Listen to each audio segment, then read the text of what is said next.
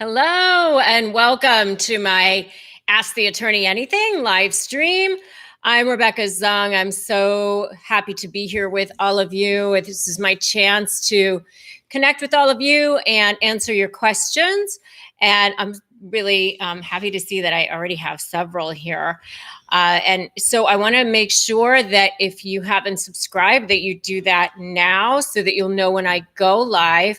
And actually, this week, I'm going to try going live here, and then I'm going to jump off and do the same thing, Ask the Attorney Anything on my Facebook Live and then on Instagram Live. So if you haven't liked my Facebook page, you should go do that now, and also my Instagram page. And that way, if I don't get a chance to answer your questions here, I can always go ahead and do that on maybe one of the other platforms as well. I'm trying to give as many people as I can an opportunity to connect with me and answer as many questions as I possibly can. So I see that I already have many questions. I want to know where you guys are all tuning in from. I always love to see where you're tuning in from. I'm here still in Los Angeles, where I've basically been since March because of COVID, lovely COVID. So I really haven't been traveling. And I would love to know where all of you guys are tuning in from. Oh, Roanoke, Virginia. I know exactly where that is. I actually grew up in Northern Virginia, but I know lots of people who went to Virginia Tech right there near Roanoke. And I see Florida and Louisiana and California and Ireland and Miami. That's fantastic. So what I'm going to try to do is go back through and grab a couple of questions so that I can try to answer as many as I possibly can while we're on this call. So let's see. Here's a question from Deep Tea Trish.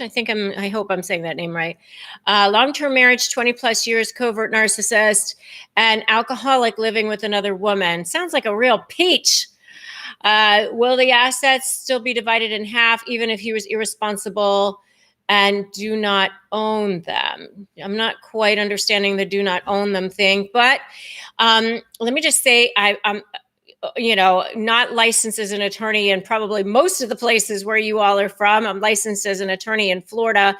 And so I can't give you legal advice or psychological advice, but I can give you ideas of things. So in general, when you're talking about assets, most of the time they're divided in half if they are considered to be community property or marital property. But sometimes there are reasons, depending on the laws of your state or country, to maybe divert from that or do a carve off or do an add back or a claw back or something like that. So you can potentially get some money back if money was spent in a way that you didn't allow, you didn't want, you didn't know about. And the same thing goes for debt, by the way. If debt was created in a way that you didn't know about, you didn't get the benefit of, you can potentially not have to be on the hook for that particular debt. But in general, I would say that assets that are accumulated during the marriage are probably going to be divided equally unless there's some reason not to. Waste or dissipation, those are good reasons. If somebody has a gambling problem, somebody spent lots of money on a paramour, somebody spent lots of money on drugs, somebody was hiding money, carving it off, that sort of thing. Those are the types they have to be pretty egregious reasons that people will look at to potentially maybe do a carve off so that, the other person the innocent party, we'll call it, will get a little bit more, or maybe they do an unequal distribution of the assets or something like that. But again, it's a legal question that you should probably consult an attorney in your particular area for a specific answer around that particular question. Okay, so let's see. when you're getting divorced and they're already cheating and laying with trash. Yeah, that really pretty much sucks. But just remember that narcissists are, supply vampires. Like, they need supply, like vampires need to suck blood. And so if they're not going to get supply from you, they're going to be on to the next source of supply as fast as they possibly can. And you can't take that personally. That's just narcissists. They will, they'll even kind of keep people on shelves, like because they might want to go back to them for another source of supply at some point. So you can't take that personally. If they are spending marital assets on that person, or community assets, or assets that were accumulated during the marriage, as I said before, you might be able to have a claim to get that back, meaning the person that they're cheating with, and if they're spending tons of money. The other way that can come into play, by the way, is that if they are saying that they don't have enough money to pay you support, or pay child support, or pay you attorney's fees, and then they're spending lots of money even while the case is pending on another person, taking them out to dinner. I've had a guy who was taking his girlfriend on lavish vacations, buying her lavish gifts, taking her on cruises, buying jewelry, taking her for expensive hair treatments and things like that. Then it takes, it's a good argument as to why they actually do have the ability to pay support or fees, because they should be paying that to their soon-to-be ex-spouse instead of spending it on some new person. So, I would say, as far as the United States is concerned, and I know I have a lot of viewers who are from everywhere, but as far as the United States is concerned, there's this misperception out there that no fault means that fault never matters. So no fault just means that you don't have to prove fault in order to get a divorce. Years ago, you'd have to prove adultery or prove grounds in order to get a divorce, or you were stuck with this person.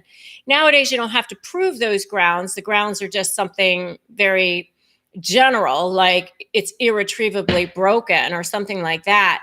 But it doesn't mean that fault never matters. It just means that it only matters in certain instances. And there are definitely times that adultery or being with other people can matter. Another fallacy that people aren't aware of is that they think once they file for divorce, they can just do whatever they want. But going back to my example of spending money on people after the divorce is filed, it can still come back to bite you in the ass if you're not really, really careful. So a lot of people ask about dating after the divorce is filed. In general, there's probably not a problem with that. Just be careful about how much you spend money on that person, and also be careful about introducing that person to children too quickly. And certainly don't say things like, this is your new mom or your new dad or anything like that, because courts won't take too kindly to that if you are dealing with a custody matter. So let's see if I can answer another question. Lots of great questions here. Somebody's asking about winning a restraining order. That is definitely a question that you need to look at your particular statute in your particular case. So a state or wherever it is that you live in your jurisdiction, there's going to be a statute around getting what we call restraining order or an injunction, something like that, which will cause the person to not be allowed to be near you. And there's definitely going to be very clear direction within the law as to how you can get a restraining order and what you have to prove in order to do that. The one thing I would say about restraining orders, and I think I said this on another AAA session, I'm not sure, is that you do want to probably hire a plaintiff's criminal attorney if you can afford one, just to make sure that when you fill out that affidavit in order to get the injunction, that you set forth facts that are going to pass muster under the statute. Okay, let's see. Somebody says no fault is so unfair. Yeah, the problem is that there's a big difference between divorce law and divorce justice.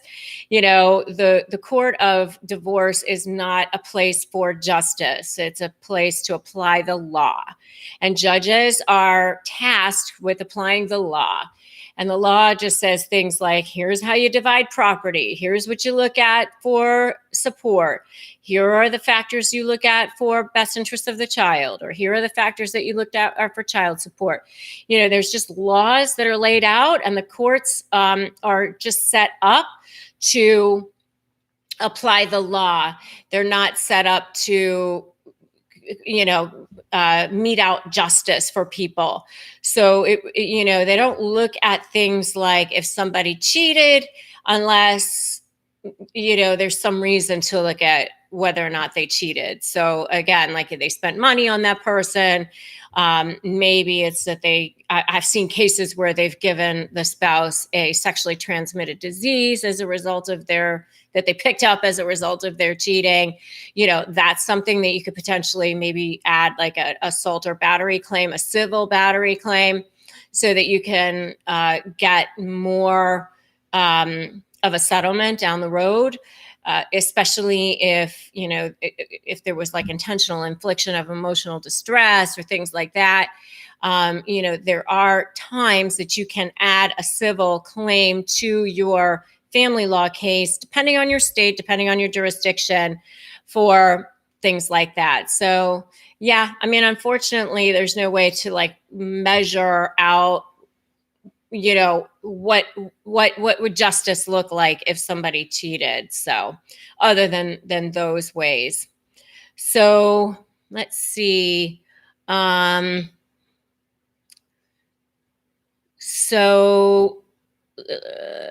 for going to trial with a narcissist that's in law enforcement. So the advice for going to trial with any kind of narcissist is to create, I talk about this in my SLAY program.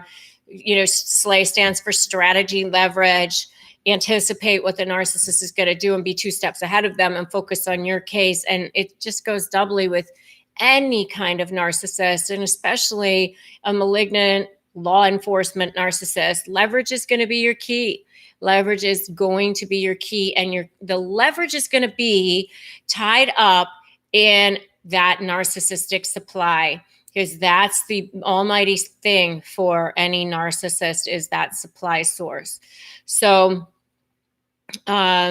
let's see. What if the mother-in-law is the narcissist? Yeah, I've had that situation in one of my cases. I was representing the husband, and actually his own mother was the narcissist, and she was aligning herself with the daughter-in-law just because my client no longer wanted to be a source of supply for her, and it was pretty awful. But we ended up getting a great result for him. So for those of you who don't think justice can be served upon narcissists, that is 100% not true.